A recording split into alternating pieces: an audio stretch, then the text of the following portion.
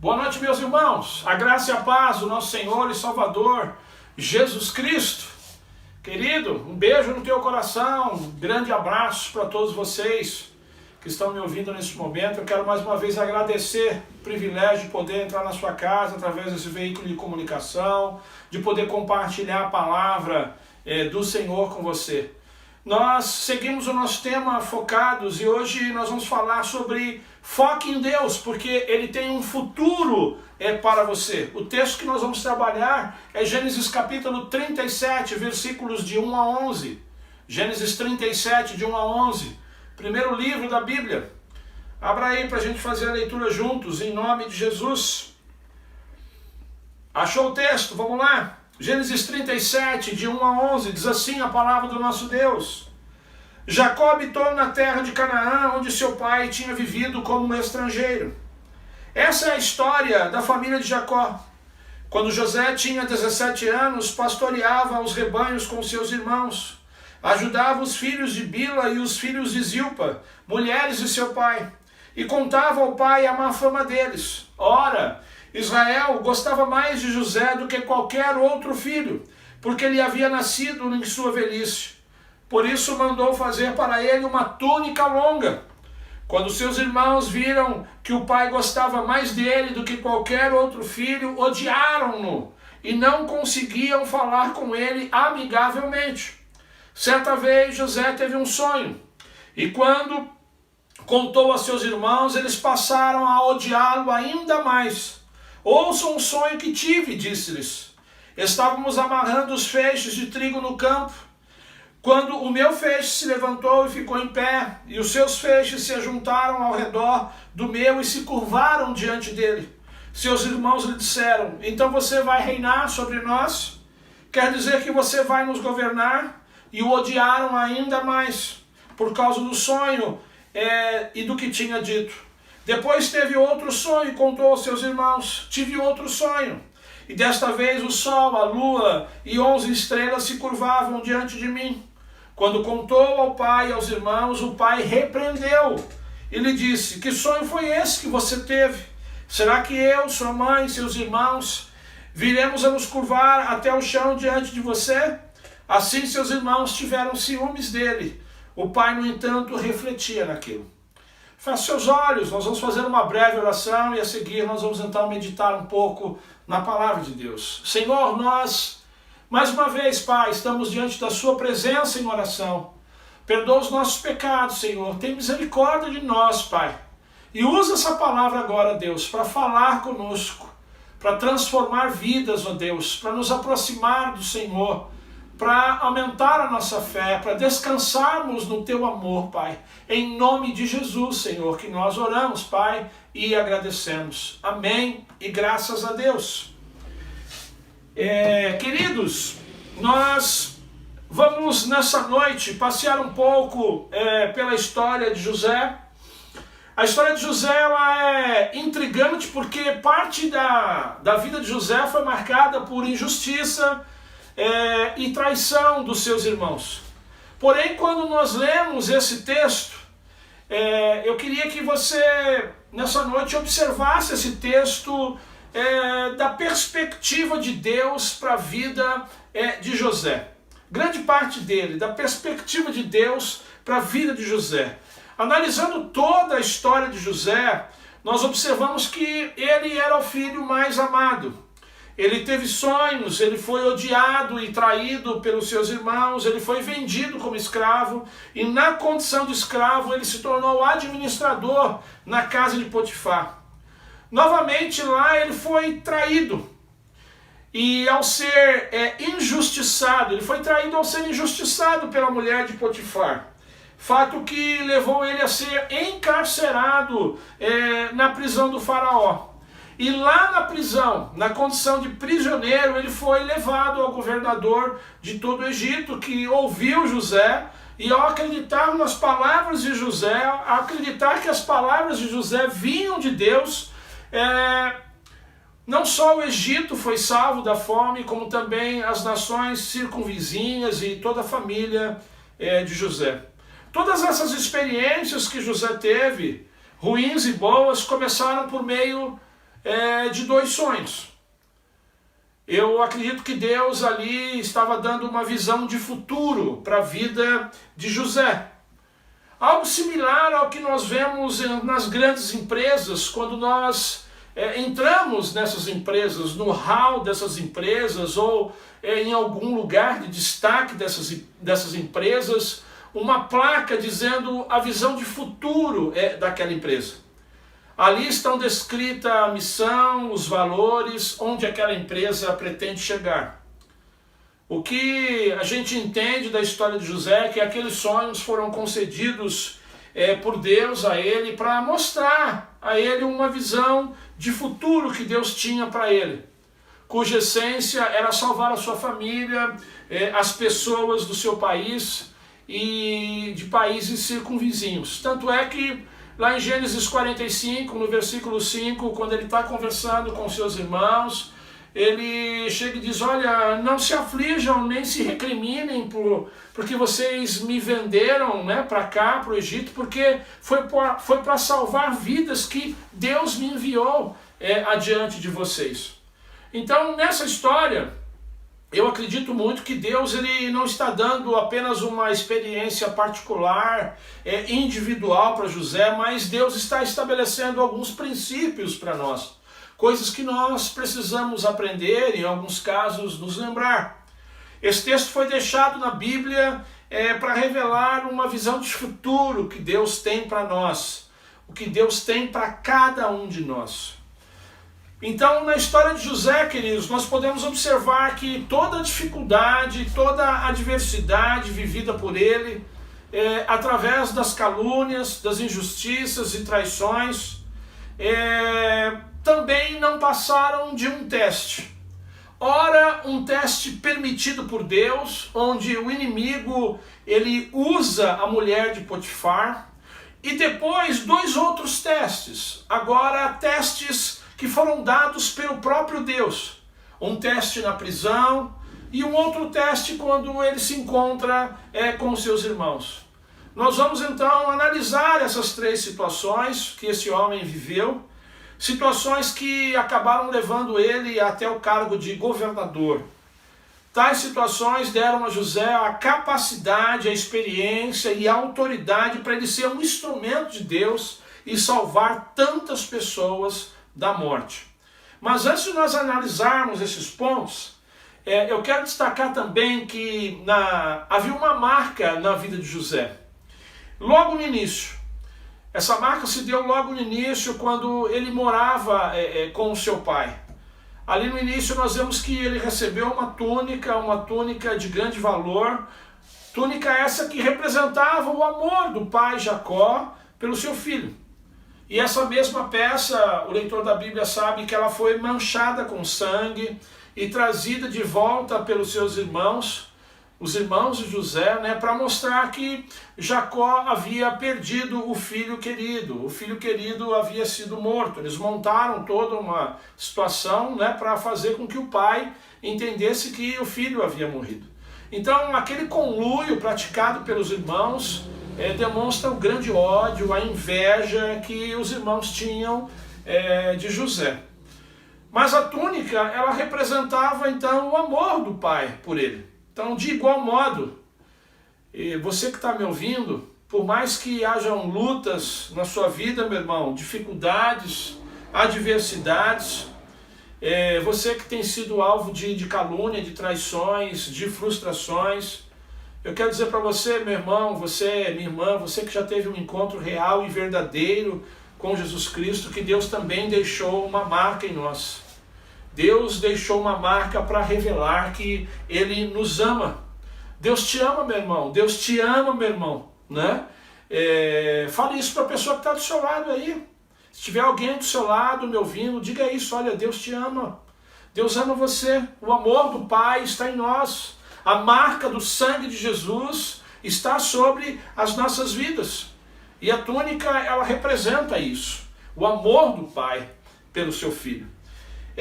Mais do que apenas uma representação, Fica evidente na história que José, ele se valeu desse amor. Eu tenho certeza que José se lembrava desse amor do pai por ele. Ele se valeu desse amor para sobrepor as dores da escravidão. Eu imagino que José, quando estava nos momentos de dificuldade, nos momentos em que ele foi traído, ele se lembrava, poxa, as pessoas me traem, as pessoas estão procurando me destruir, mas meu pai, ele me ama. Meu pai, ele me ama. Então o amor do pai, representado pela túnica, o fez lembrar em seus momentos mais solitários aquilo que o pai sentia por ele, e isso com certeza deve ter feito uma grande diferença na vida dele. Então, por mais que as lutas estejam grandes, Deus te ama. Deus ama você. Deus se importa com você. Vamos lá então, eu quero começar falando sobre o primeiro ciclo de treinamento. Esse ciclo de treinamento que eu vou descrever agora, ele foi um ciclo de treinamento permitido por Deus. Deus acabou permitindo isso. Deus não tinha nada a ver com esse tipo de treinamento, mas Deus permitiu. Ele está lá em Gênesis capítulo 39, nós não vamos ler para não tomar muito tempo, mas se você quiser acompanhar, abra sua Bíblia lá em Gênesis capítulo 39. Ali nós lemos que José, ele foi vendido como escravo e ele foi parar na casa de Potifar.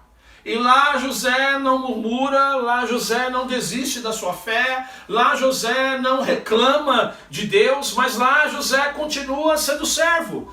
Lá José continua sendo um adorador, lá José continua sendo uma pessoa, ele demonstra ser uma pessoa que confia em Deus. A Bíblia diz que lá tudo aquilo que José colocava a mão prosperava. E lá naquele lugar, na casa de Potifar, ele ascende de escravo comum para uma espécie de escravo especial. Depois ele se torna um administrador da casa de Potifar. E aí, enfim, ele cresce para se tornar um administrador de todos os bens, de todos os negócios do seu senhor. Ele se torna o segundo na casa de Potifar, e ao chegar nesse cargo, não havia mais como José crescer em importância. Ele estava apenas abaixo do seu senhor Potifar. E ali então ele chega ao final de um ciclo. Não tem mais como crescer ali. E ao final desse ciclo, presta atenção no que eu vou dizer, Deus permite. Deus permite que ele seja testado pelo inimigo. E qual foi esse teste permissivo de Deus na vida de José? Nós sabemos, conforme as escrituras, que a mulher de Potifar, ela havia se interessado por José, e algumas vezes ela se aproximou dele para tentar seduzi-lo, uma atitude sempre seguida pela rejeição de José. Essa persistência, ela segue até o dia em que José está sozinho com a mulher e o assédio foge do controle. Nada é feito por parte de José, excetuando-se a recusa dele. Mas a malícia presente na vida da mulher de Potifar a faz rasgar as vestes de José. E tomada pela raiva de não ter os seus desejos retribuídos, a esposa de Potifar, ela acusa o escravo de assediá-la, de seduzi-la. Uma verdadeira traição diante do dono, né? Uma verdadeira traição diante de Potifar, que tanto respeito dedicou a José. Então, frente a tais acusações, Potifar ele conduz José ao julgamento, à prisão, mas José estava inocente. E se José estava inocente, por que então José foi preso? O teste que Deus havia permitido ao inimigo fazer com ele era colocar a mão naquilo que Deus não te autorizou. Esse era o teste que o inimigo estava propondo. Coloca a mão aqui. Mas aquela mulher não lhe pertencia. Aquela mulher não era para ser tocada por José. Assim como o inimigo tentou José, utilizando então a mulher de Potifar, nós sabemos que ele também tem nos tentado, a fim de prejudicar essa visão de futuro que Deus tem para todos nós. Por isso, assim como José, meus irmãos, minhas irmãs, você que me ouve, nós precisamos fugir para não colocar a mão naquilo que Deus não nos autorizou. Fugir para não colocar a mão naquilo que não nos pertence. Perceba que isso serve para várias áreas das nossas vidas. Aqueles que são casados e que estão me ouvindo nesse momento, para você não prejudicar a visão de futuro que Deus tem para você, é preciso que a gente fuja do adultério, ou seja, é preciso que a gente não coloque a mão naqueles que não são os nossos cônjuges, aqueles que estão namorando. É preciso, meu irmão, minha irmã, que você fuja daquele toque malicioso no namoro, daquele toque voluptuoso, porque você ainda não é casado, você ainda não é casada, essa pessoa não lhe pertence, isso não é seu, não chegou o momento ainda, então não toque. E se você sentir que há uma tentação, há todo algo criado muitas vezes pelo inimigo, outras vezes é a nossa carne mesmo, né? Fuja disso para que a visão de futuro, as bênçãos de Deus sobre a sua vida não sejam prejudicadas. Aqueles que mexem com dinheiro que não lhes pertence, precisam fugir da tentação de embolsar uma quantia indevida. Então, em nome de Jesus, foque em Deus, foque na palavra de Deus. Acredite naquilo que Deus tem lhe falado nessa noite, porque Deus tem um futuro para você. O segundo ciclo de treinamento, agora, esse sim, esse treinamento veio direto de Deus para a vida de José. Gênesis capítulo 40.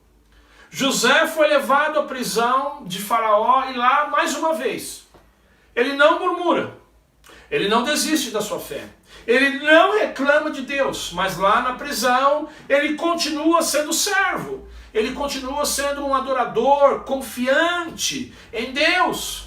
A Bíblia diz que tudo que José colocava a mão prosperava. Então, mais uma vez, José se destaca e ele começa agora a crescer dentro da prisão. Ele evolui como um prisioneiro comum, ou de um prisioneiro comum para um prisioneiro especial. Depois ele assume a limpeza do local até chegar a ser o responsável por toda a prisão.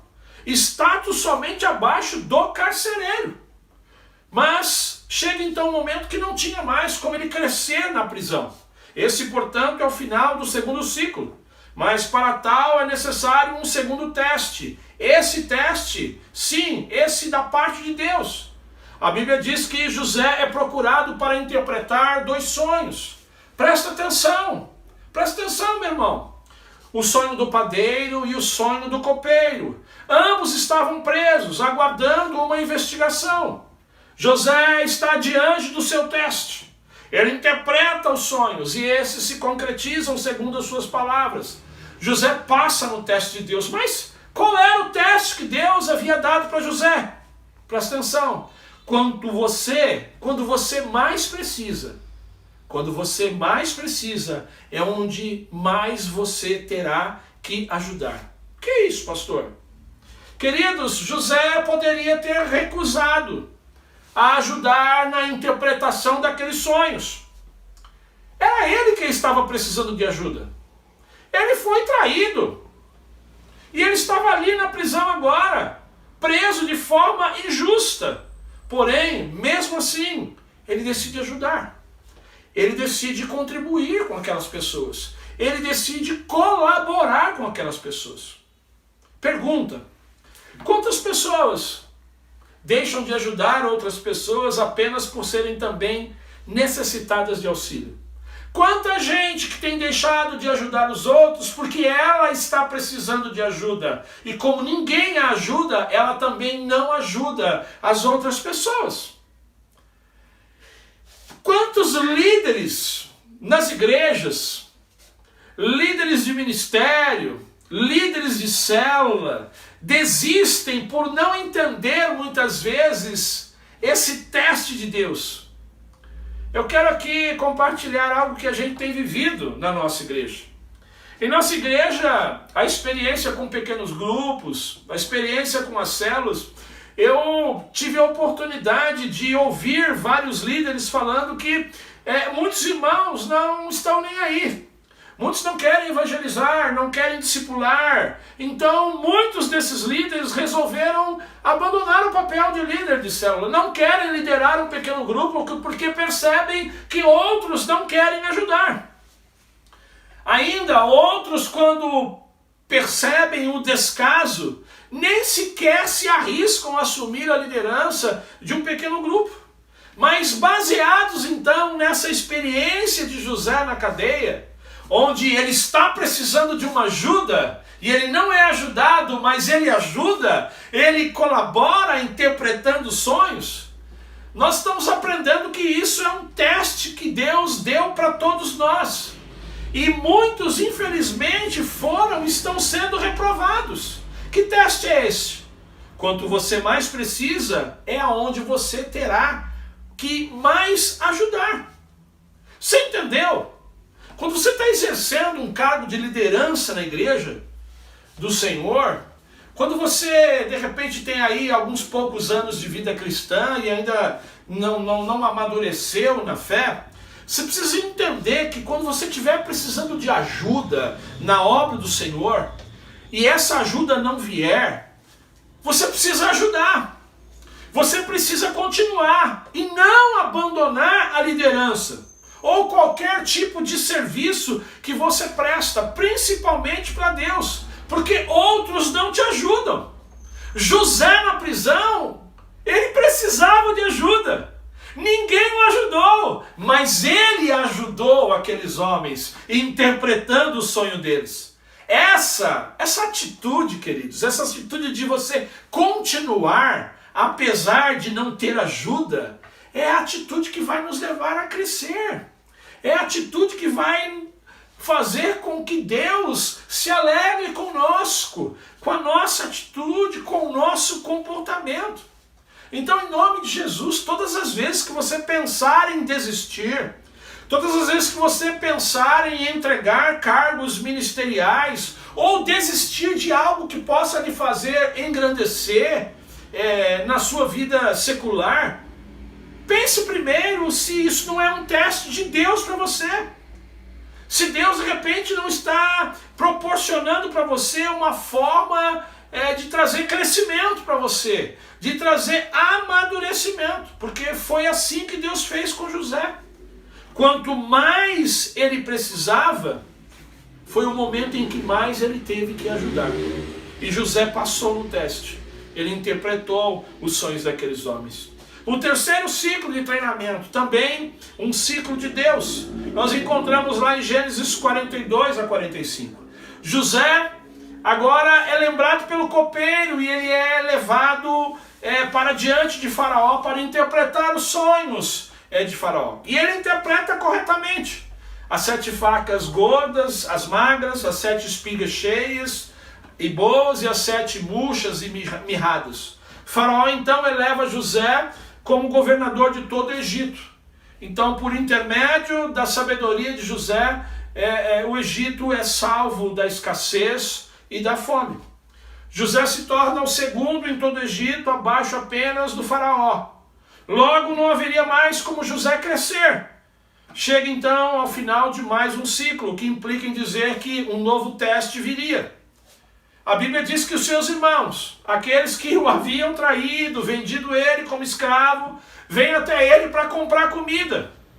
E os irmãos de José no primeiro momento não reconhecem ele. E José então chega ao seu teste final, talvez o teste mais difícil da vida de José.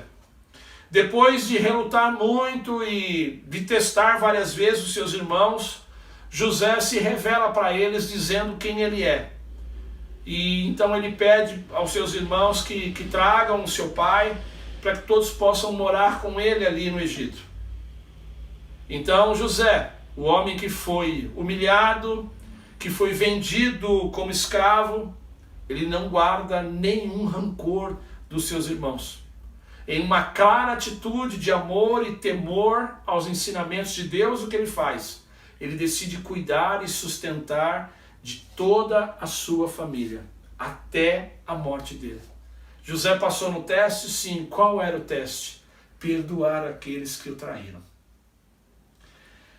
Eu sei que é muito difícil a gente perdoar alguém, principalmente quando nós somos traídos, quando nós somos abandonados, quando nós somos caluniados, etc, etc, etc. Mas esse teste, que para mim foi o maior teste que José teve que enfrentar, esse teste, passando por ele, quando José passa por esse teste, a bênção na vida de José, ela se estabelece para sempre. E eu quero lembrar você que está com o seu coração amargurado, você que precisa perdoar alguém e tem negado o perdão. Eu quero te lembrar que Jesus na cruz, ele nos perdoou de todas as nossas ofensas.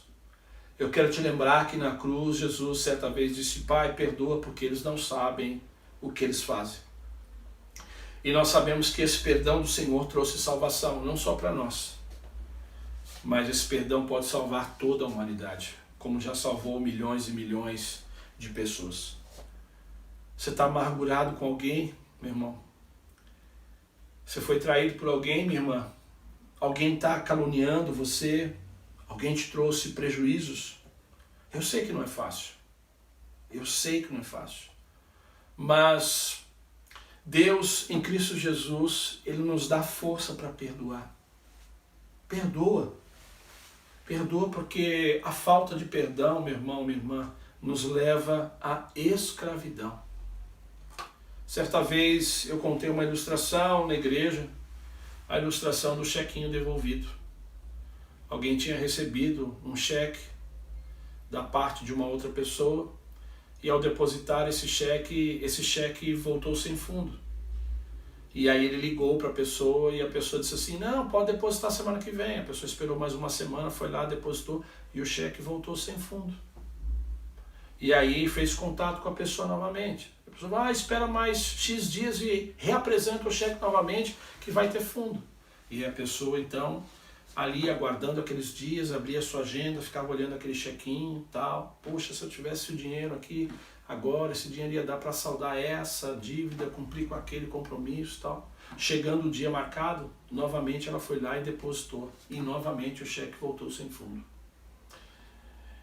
E aí o que ela fazia? Ela guardava aquele cheque, ela olhava para aquele cheque e ficava fazendo contas se ela tivesse condições de receber aquele dinheiro e tal. E todas as vezes que ela olhava aquele cheque, ela tinha raiva da pessoa que tinha dado o cheque sem fundo. Então, em nome de Jesus, rasga esse cheque. Perdoa essa pessoa. Porque a falta de perdão nos escraviza. Sabe, eu já aprendi que muitas vezes as pessoas que nos causam mal, elas tocam a vida. Elas seguem adiante e a gente fica preso naquilo. A gente não rasga o cheque, a gente fica lembrando daquelas coisas, isso faz mal para nós. Então rasga esse chequinho em nome de Jesus. Você que é crente em Cristo Jesus, meu irmão, aprenda com o Senhor, olha para Ele. Jesus te perdoou. Perdoa a pessoa, siga a sua vida. Deus vai te abençoar. Não vai te faltar. Não vai te faltar. Deus vai criar situações, Deus vai te abençoar, você vai seguir em frente. Rasga esse cheque em nome de Jesus. Por meio da fidelidade de José, Deus ele então salva toda a família de José. Deus salva todo o Egito e as cidades circunvizinhas. Deus quer fazer o mesmo através de você. Deus quer salvar pessoas. Por isso, seja fiel ao Senhor, seja fiel à palavra do Senhor, porque Deus tem uma visão de futuro para você. Eu quero concluir. Querido, se ao ouvir essa palavra você chegou à conclusão que foi reprovado em algum teste, seja um teste permitido por Deus ou um teste dado por Deus, não permita que isso faça com que você se afaste do Senhor, que você se afaste da igreja do Senhor. Se você foi reprovado, peça perdão para o Senhor. E volte, busque a santificação, se coloque à disposição para servir, procure seu pastor e diga assim: pastor, estamos juntos, estou aqui para servir e tal. A palavra do Senhor diz que se nós confessarmos os nossos pecados, Ele é fiel e justo para nos perdoar os pecados e nos purificar de toda injustiça. Queridos, apesar de todas as injustiças, calúnias e traições que você possa ter vivido ou estar vivendo, Foque em Deus. Foque em Deus. Foque na palavra de Deus. Seja obediente ao Senhor. Porque Deus quer te usar, meu irmão. Deus quer te usar, minha irmã, como eu disse, para salvar toda a sua família, para salvar os seus amigos, para salvar os seus vizinhos. Assim como ele usou José para salvar muitas pessoas da fome naquela época. Mais uma vez, relembrando as experiências que José teve, principalmente na prisão, servindo as pessoas no momento em que ele precisava ser servido, ou no final perdoando os seus irmãos, aqueles que o haviam traído. Em nome de Jesus, aprenda. Aprenda que Deus muitas vezes ele vai te testar. Deus vai muitas vezes testar o seu amor por Ele, o seu amor pela obra dEle, o seu amor pelas pessoas. Então, que esse entendimento, o entendimento de que estamos sendo muitas vezes testados por Deus, possa fazer com que a gente mude o nosso olhar acerca dos desafios que nós temos, acerca dos problemas que nós enfrentamos. Você que está me ouvindo, você que ainda não tomou uma decisão ao lado de Jesus, Deus tem uma visão de futuro para você também. Um futuro não distante, um futuro que você pode começar a viver agora, daqui a alguns minutos. Um futuro marcado por libertação, por perdão de pecados, por vida nova, por vida eterna. Deus quer te salvar. Nesse futuro, agora, nesses segundos que estão adiante dessa minha fala. Deus quer te dar uma vida nova, nesse futuro que está logo ali. Para isso, você só precisa se arrepender dos seus pecados e confessar Jesus como Senhor e Salvador da sua vida. Que Deus te abençoe. Deus tem uma visão de futuro para você. Que a graça do Deus Pai, o amor do Deus Filho, e as doces consolações do Espírito Santo de Deus estejam com todos nós desde agora e para todos sempre. Amém e graças a Deus.